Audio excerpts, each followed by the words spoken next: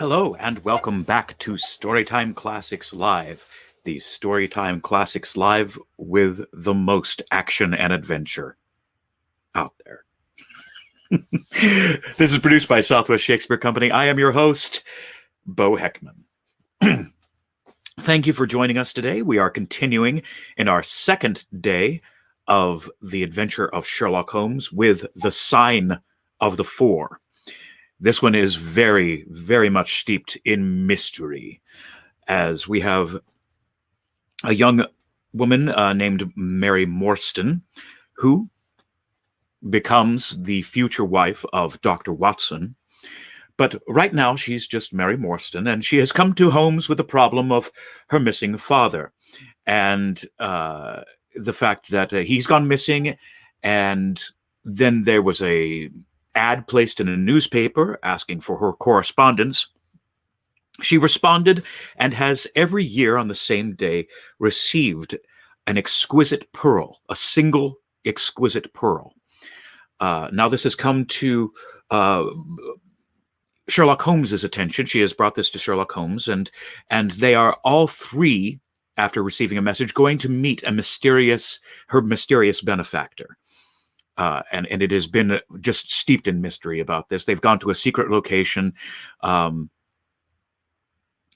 in a not so great part of town, as they comment, but they are just about to meet this person, and that's where we're going to join the story today with Chapter 4. A very funny titled Chapter 4.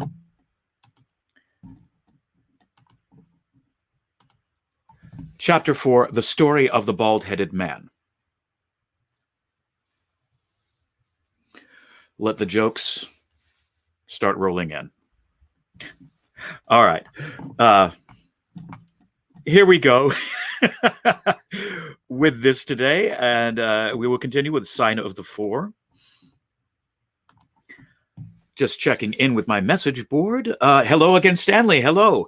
Yes, the story is getting very interesting. Oh, and the Catalina Mountains are still partially snow-covered in Tucson. That must look absolutely gorgeous. I've enjoyed looking out my window and just seeing the snow on the superstitions. There's not much left anymore, but it was a gorgeous sight when it was there. All right. Yes, Mary, the story of the bald-headed man, indeed. So let's, without further ado, tell his story. So here we go. Hope everyone is having a great day today. And here we go into Chapter 4, The Story of the Bald-Headed Man, The Sign of Four. We followed the Indian down a sordid and common passage, ill-lit and worse finished, until he came to a door upon the right, which he threw open. A blaze of yellow light streamed out upon us, and in the center of the glare there stood a small man with a very high head, a bristle of red hair all round the fringe of it, and a bald, shining scalp which shot out from among it like a mountain peak from fir trees. He writhed his hands together as he stood, and his features were in a perpetual jerk, now smiling, now scowling, but never for an instant in repose. Nature had given him a pendulous lip, and a too visible line of yellow and irregular teeth, which he strove feebly to conceal by constantly passing his hand over the lower part of his face. In spite of his obtrusive baldness, he gave the impression of youth. In point of fact, he had just turned his 30th year.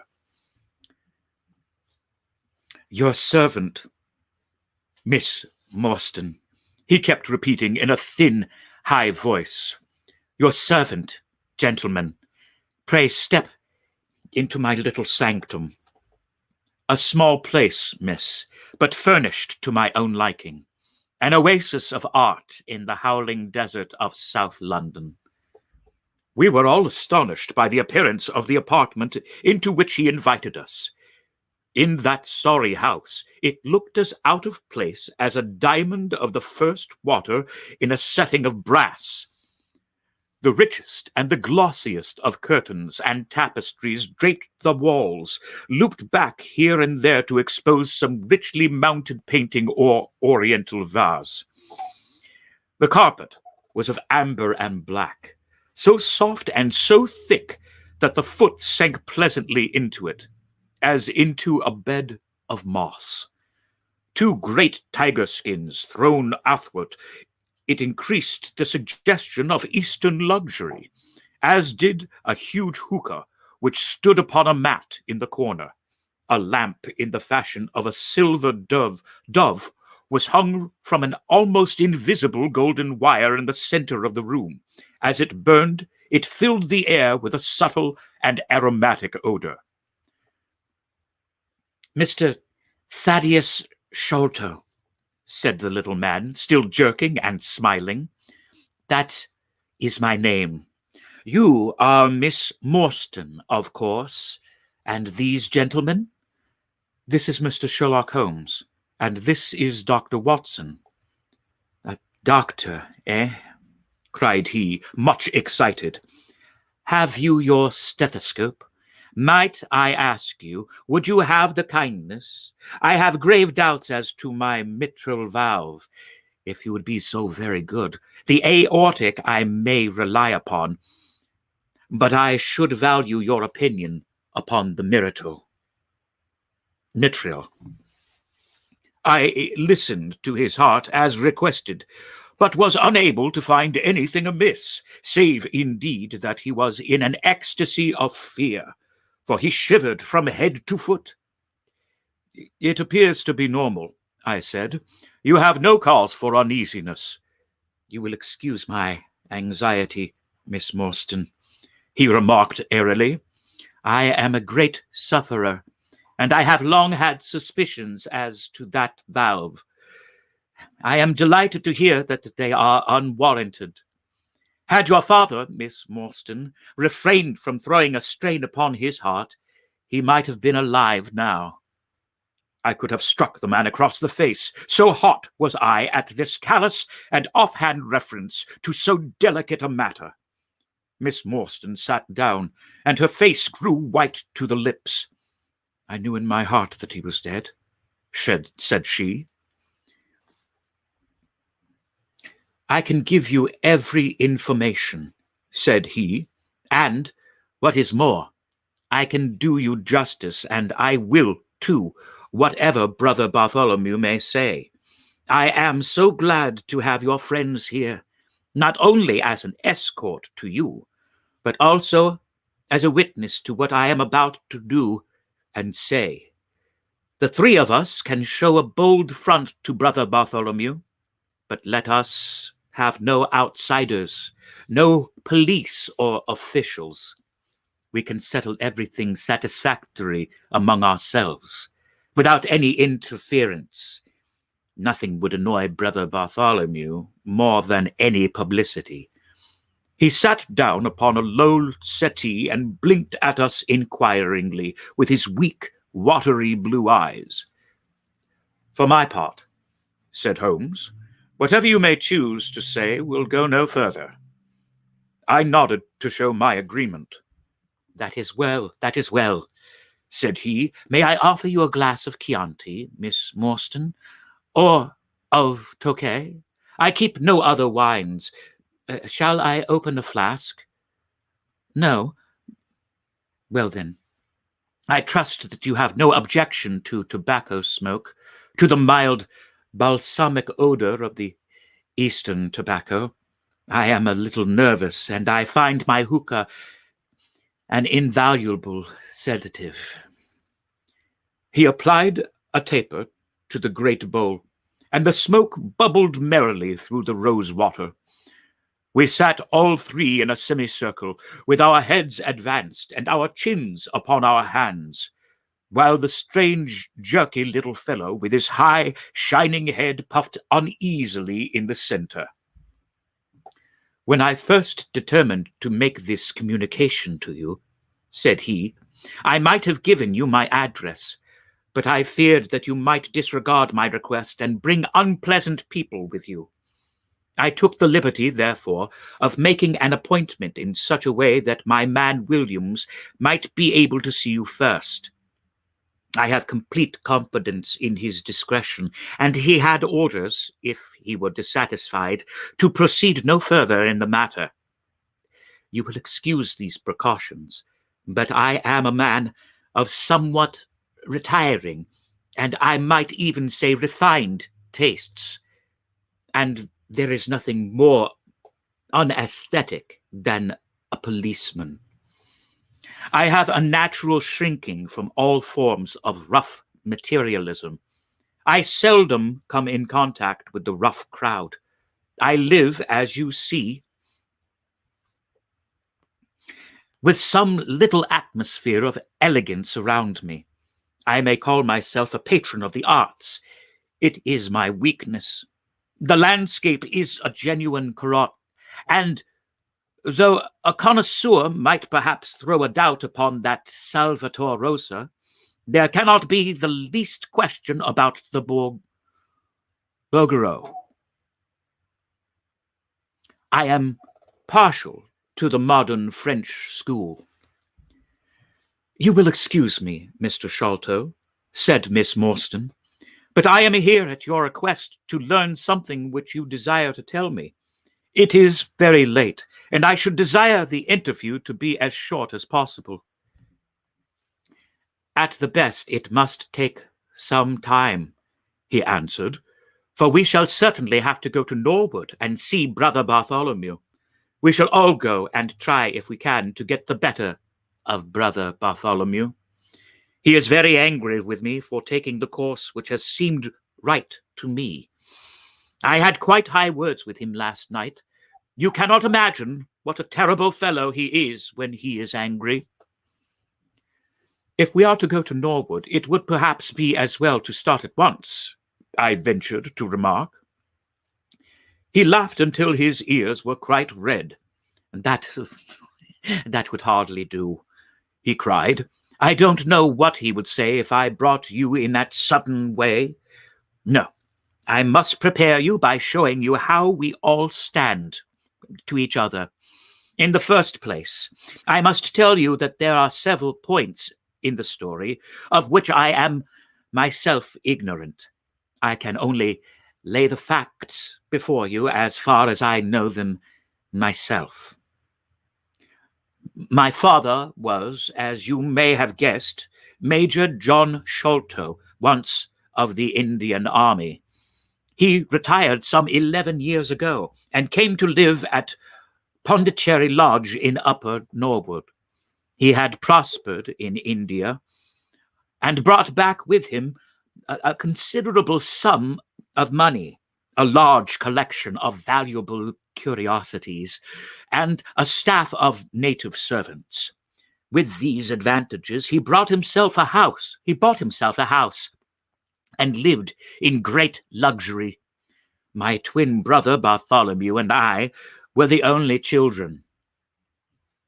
I very well remember the sensation which was caused by the disappearance of Captain Marston. We read the details in the papers, and, knowing that he had been a friend of our father's, we discussed the case freely in his presence. He used to join in our speculations as to what could have happened. Never for an instant did we suspect that he had the whole secret in his own breast, that of all men he alone knew the fate of Arthur Marston. We did know, however, that some mystery, some positive danger overhung our father. He was very fearful of going out alone, and he always employed 2 prize fighters to act as porters at Pondicherry Lodge. Williams, who drove you in tonight, was one of them. He was once lightweight champion of England. Our father would never tell us what it was he feared, but he had a most marked aversion to men with wooden legs. In one occasion, he actually fired his revolver at a wooden-legged man who proved to be a harmless tradesman canvassing for orders. We had to pay a large sum to hush the matter up. My brother and I used to think this a mere whim of my father's, but events have since led us to change our opinion. Early in 1882, my father received a letter from India which was a great shock to him. He nearly fainted at the breakfast table when he opened it, and from that day he sickened to his death. What was in the letter we could never discover, but I could see as he held it that it was short and written in a scrawling hand. He had suffered for years from an enlarged spleen, but he now became rapidly worse, and towards the end of April we were informed that he was beyond all hope, and that he wished to make a last communication to us.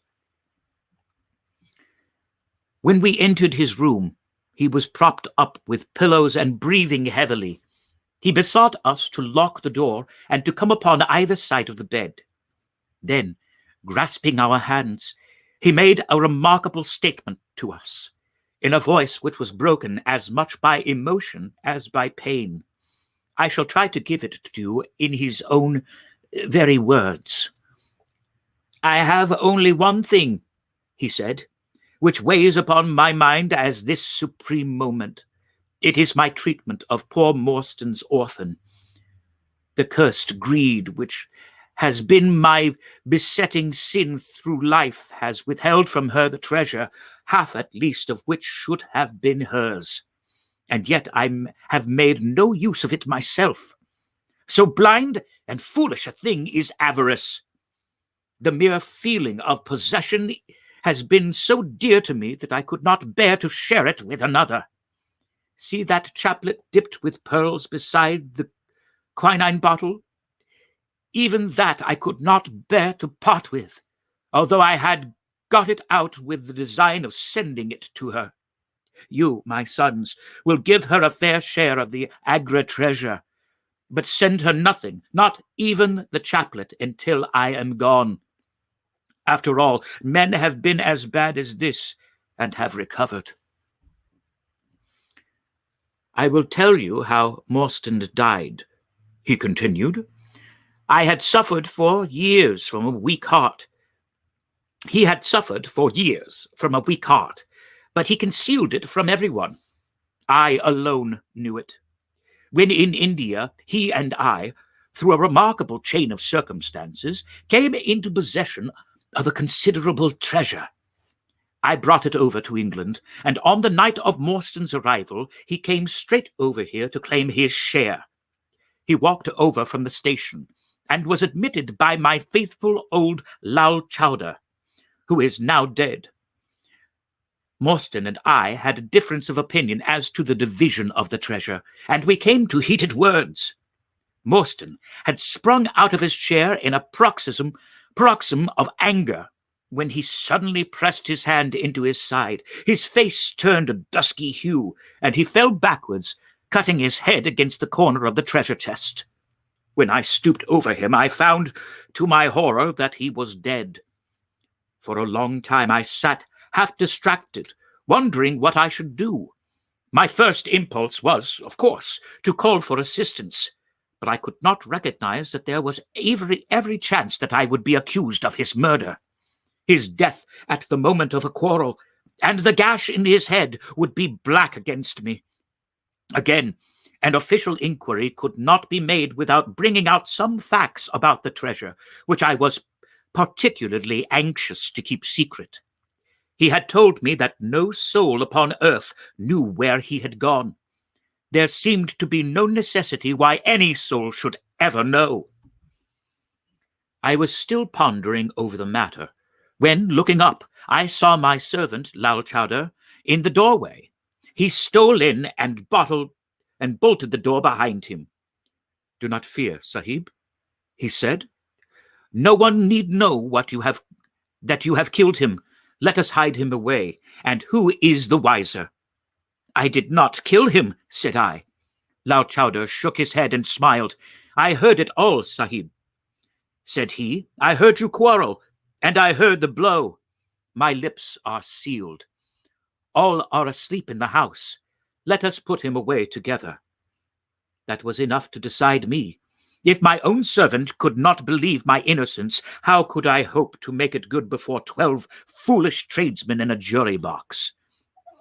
Lal Chowdhury and I disposed of the body that night, and within a few days the London papers were full of the mysterious disappearance of Captain Morstan. You will see from what I say that I can hardly be blamed in the matter. My fault lies in the fact that we concealed not only the body, but also the treasure, and that I have clung to Morstan's share as well as to my own. I wish you, therefore, to make restitution. Put your ears down to my mouth. The treasure is hidden in... At this instant, a horrible change came over his expression. His eyes stared wildly, his jaw dropped, and he yelled in a voice which I can never forget, "Keep him out! For Christ's sake, keep him out!" We both stared round the window behind us, upon which his gaze was fixed. A face was looking in at us out of the darkness. We could see the whitening of the nose where it was pressed against the glass. It was a bearded, hairy face, with wild, cruel eyes and an expression of concentrated malevolence. My brother and I rushed towards the window, but the man was gone.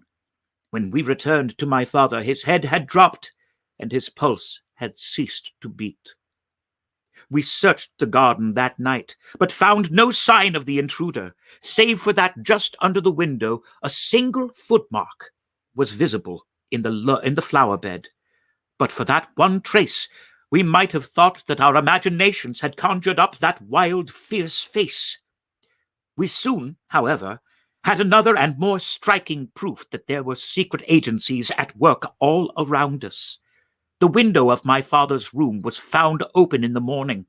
His cupboards and boxes had been rifled, and upon his chest was fixed a torn piece of paper with the words, "The Sign of the Four," scrawled across it. What the phrase meant, or who our secret visitor may have been, we never knew. As far as we can judge, none of my father's property had been actually stolen, though everything had been turned out. My brother and I naturally associated this peculiar incident with the fear which had haunted my father during his life, but it is still a complete mystery to us. The little man stopped to relight his hookah and puffed thoughtfully for a few moments. We had all sat absorbed, listening to his extraordinary narrative. At the short account of her father's death, Miss Morstan had turned deadly white, and for a moment I feared that she was about to faint. She rallied, however, on drinking a glass of water, which I quietly poured out of her from a Venetian carafe upon the side table. Sherlock Holmes leaned back in his chair with an abstracted expression, and the lids drawn low over his glittering eyes. As I glanced at him, I could not but think how on that very day he had complained bitterly of the commonplaces of life. Here, at least, was a problem which would tax his sagacity to the utmost. Mr. Thaddeus Sholto looked from one to the other of us with an obvious pride at the effect which his story had produced, and then continued between the puffs of his overgrown pipe.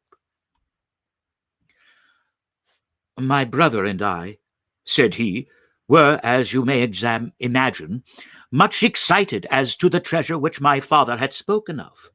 For weeks and for months we dug and delved in every part of the garden, without discovering its whereabouts. It was maddening to think that the hiding place was on his very lips at the moment that he died. We could judge the splendor of the missing riches by the chaplet which he had taken out. Over this chaplet my brother Bartholomew and I had some little discussion. The pearls were evidently of great value, and he was averse to part with them, for, being friends, my brother was himself a little inclined to my father's fault. He thought, too, that if we parted with the chaplet, it might give rise to gossip, and finally bring us into trouble. It was all that I could do to persuade him to let me find out Miss Morstan's address, and send her a detached pearl at fixed intervals, so that at least she might never feel destitute. It was a kindly thought, said our companion earnestly. "It was extremely good of you." The little man waved his hand depreciatingly. "We were your trustees," he said. "That was the view which I took of it, though Brother Bartholomew could not altogether see it in that light. We had plenty of money ourselves. I desired no more. Besides, it would have been such bad taste to have treated a young lady in so scurvy a fashion. Le mauvoir go mene au crime. The French have a very neat way of putting these things. Our difference of opinion on this subject went so far that I thought it best to set up rooms for myself.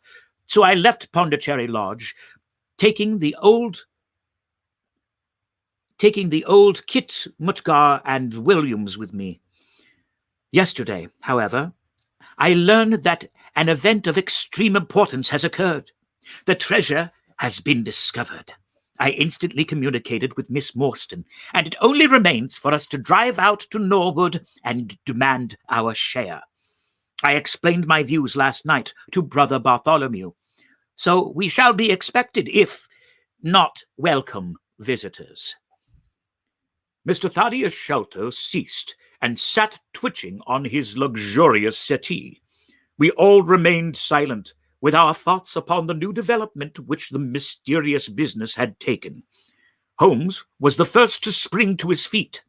"You have done well, sir, from the first to the last," said he. "It is possible that we may be able to make you some small return by throwing some light upon that which is still dark to you.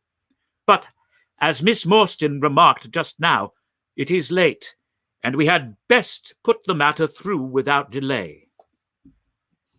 Our new acquaintance very deliberately coiled up the tube of his hookah and produced from behind a curtain a very long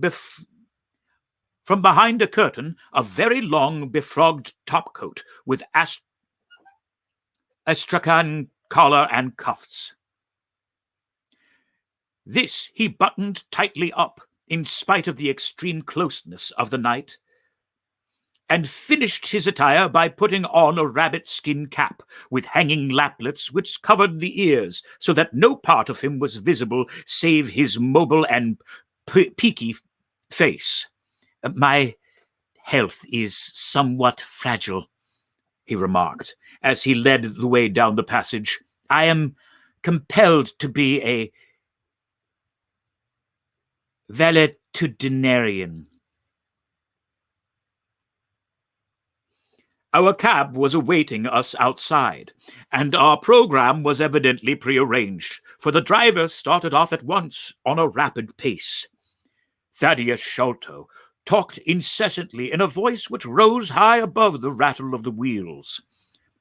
"Bartholomew is a clever fellow," said he. "How do you think he found out where the treasure was? He had come to the conclusion that it was somewhere indoors. So he worked out all the cubic space of the house and made measurements everywhere, so that not 1 inch should be unaccounted for. Among other things, he found that the height of the building was 74 feet, but on adding together the heights of all the separate rooms and making every allowance for the space between, which he ascertained by borings, he could not bring the total to more than 70 feet. There were 4 feet unaccounted for. These could only be at the top of the building. He knocked a hole, therefore, in the lath and plaster ceiling of the highest room, and there, sure enough, he came upon another little garret above it, which had been sealed up and was known to no one. In the center stood the treasure chest, resting upon 2 rafters. He lowered it through the hole, and there it lies. He computes the value of the jewels at not less than 500,000 sterling. At the mention of this gigantic sum, we all stared at one another open-eyed. Miss Morstan, could we secure her rights, would change from a needy governess to the richest heiress in England. Surely it was the place of a loyal friend to rejoice at such news. Yet I am ashamed to say that selfishness took me by the soul. and that my heart turned as heavy as lead within me. I stammered out some few halting words of congratulation, and then sat downcast with my head drooped off, deaf to the babble of our new acquaintance. He was clearly a confirmed hypochondriac, and I was dreamily conscious that he was pouring forth interminable trains of symptoms and imploring information as to the composition and action of innumerable quack nostrums, some of which he bore out in a leather case in his pocket. I trust that he may not remember any of the answers which I gave him that night. Holmes declares that he overheard me caution him against the great danger of taking more than 2 drops of castor oil, while I recommended strychnine in large doses as a sedative. However that may be, I was clearly relieved when our cab pulled up with a jerk and coachman sprang down to the open door. "This, Miss Morstan, is Pondicherry Lodge, and Mr. Thaddeus Sholto," as he handed her out. Chapter 5. The Tragedy of Pondicherry Lodge. It was nearly 11 o'clock when we reached this final stage of our night's adventures. We had left the damp fog of the great city behind us, and the night was fairly fine. A warm wind blew from the westward, and heavy clouds moved slowly across the sky, with half a moon peeping occasionally through the rifts. It was clear enough to see for some distance, but Thaddeus Sholto took down one of the side lamps from the carriage to give us a better light upon our way. Pondicherry Lodge stood in its own grounds, and was girt around with a very high stone wall topped with broken glass. A single narrow iron-clamped door formed the only means of entrance. On this our guide knocked with a peculiar postman-like rat-tat.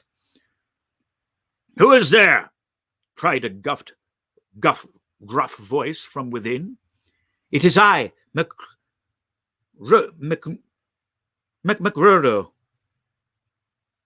You surely know my knock by this time." There was a grumbling sound and a clanking and jarring of keys.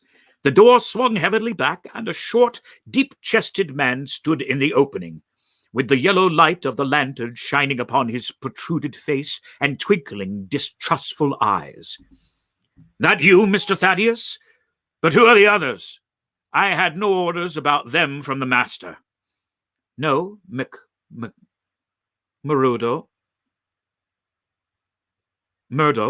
McMurdo, you surprise me. I told my brother last night that I should bring some friends." "He ain't been out o' this room today, Mr. Thaddeus, and I have no orders. You know very well that I must stick to regulations. I can let you in, but your friends must just stop where they are." This was an unexpected obstacle. Thaddeus Sholto looked about him in a perplexed and helpless manner.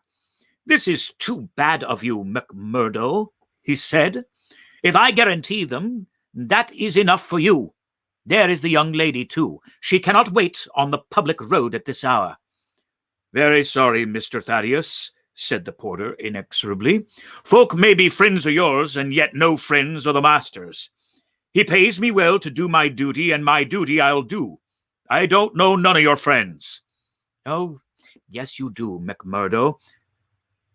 "Oh, yes, you do, McMurdo," cried Sherlock Holmes genially. "I don't think you have forgotten me. Do you remember the amateur who fought 3 rounds with you at Allison's rooms on the night of your benefit 4 years back?" "Not Mr. Sherlock Holmes!" roared the prize-fighter. "God's truth, how could I have mistook you?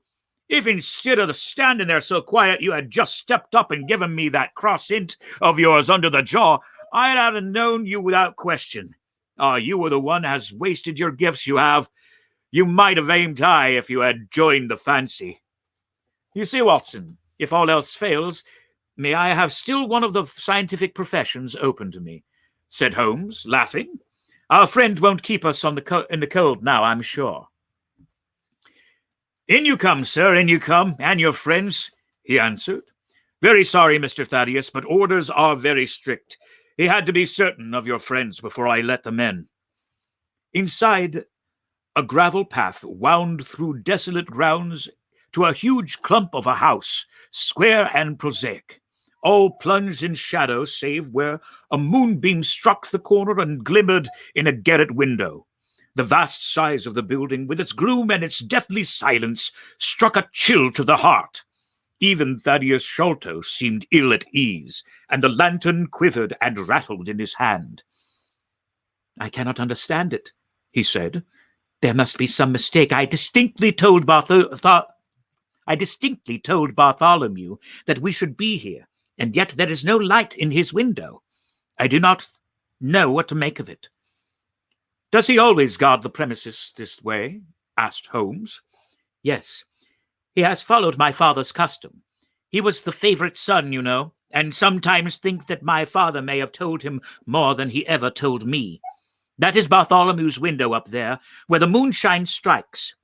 It is quite bright, but there is no light from within, I think." "None," said Holmes, "but I see the glint of a light that little window beside the door." "Ah, that is the housekeeper's room. That is where old Mrs. Bernstone sits. She can tell us all about it, but perhaps you would not mind waiting here for a minute or two, for if we all go in together and she has no word of our coming, she may be alarmed. But hush, what is that?" He held up the lantern, and his hand shook until the circles of light flickered and wavered all around us. Miss Morstan seized my wrist, and we all stood with thumping hearts, straining our ears. From the great black house there sounded through the silent night a saddest and most pitiful of sounds, the shrill, broken whimpering of a frightened woman. "It is Mrs. Bernstone," said Sholto. "She is the only woman in the house. Wait here. I shall be back in a moment." He hurried for the door and knocked in his peculiar way. We could see a tall woman admit him and sway with pleasure at the very sight of him. "Oh, Mr. Thaddeus, sir, I am so glad you have come. I am so glad you have come, Mr. Thaddeus, sir." We heard her reiterated rejoicings until the door was closed, and her voice died away in a muffled monotone.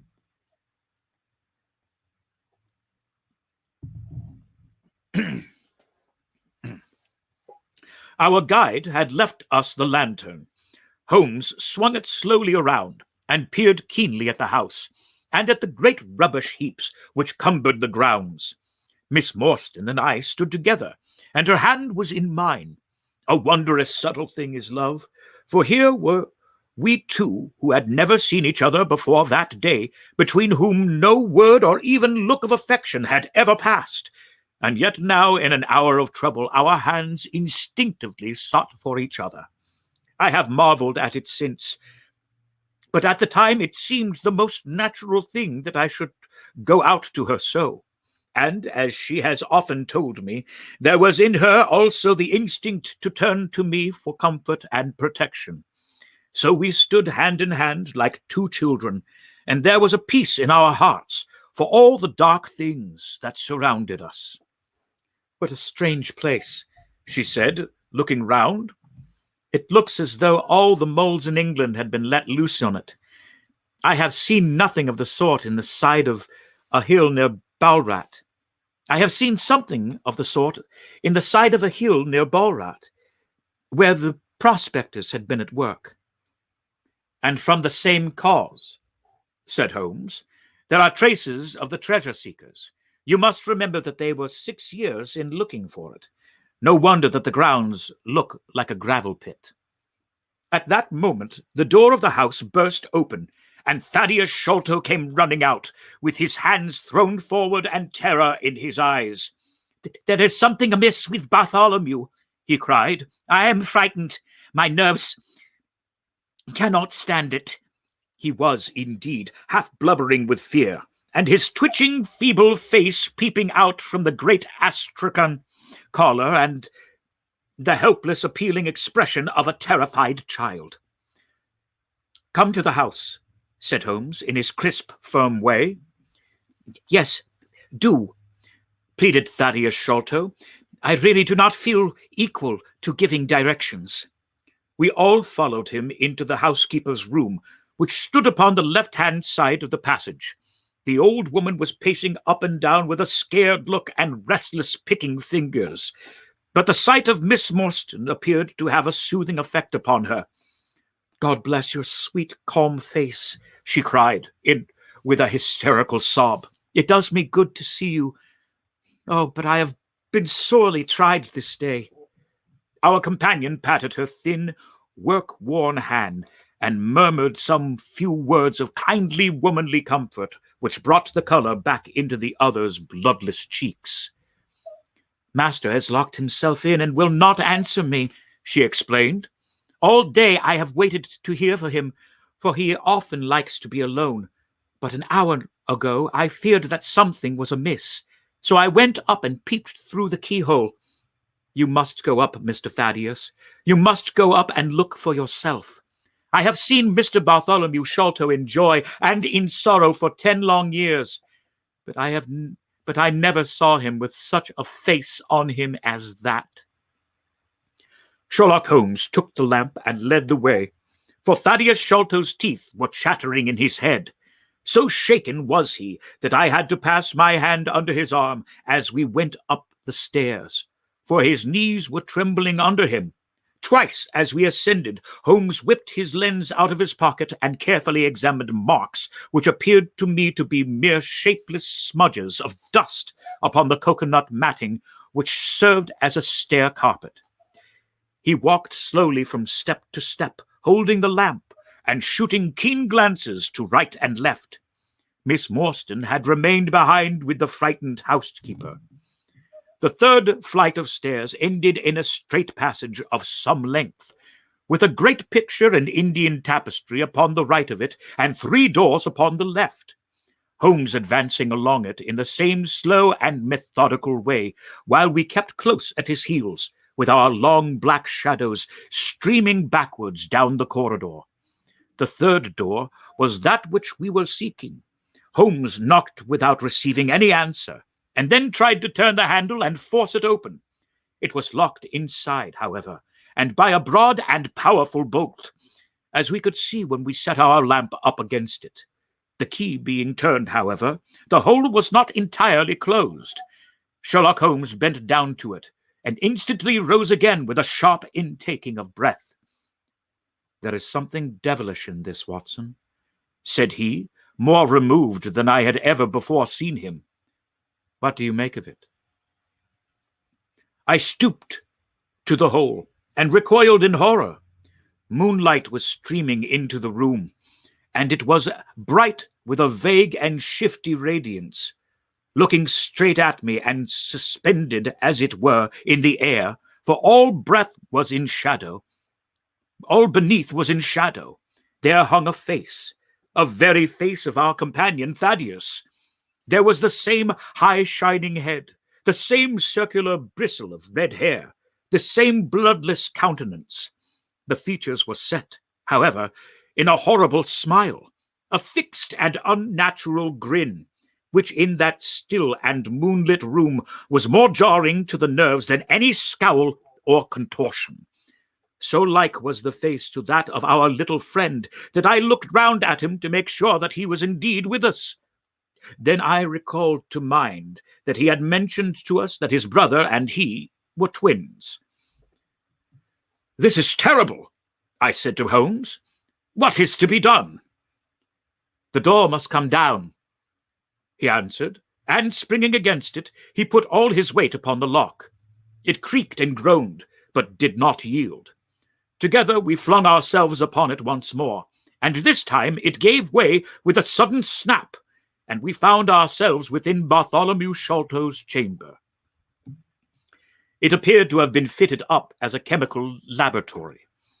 A double line of glass-stoppered bottles was drawn up upon the wall opposite the door, and the table was littered over with Bunsen burners, test tubes, and retorts. In the corners stood carboys of acid in wicker baskets. One of these appeared to leak or have been broken, for a stream of dark-colored liquid had trickled out from it. and the air was heavy with peculiarly pungent, tar-like odor. A set of steps stood at one side of the room, and in the midst of a litter of lath and plaster, and above them was an opening in the ceiling large enough for a man to pass through. At the foot of the steps, a long coil of rope was thrown carelessly together. By the table, in a wooden armchair, the master of the house was seated all in a heap, with his head sunk upon his left shoulder, and that ghastly, inscrutable smile upon his face.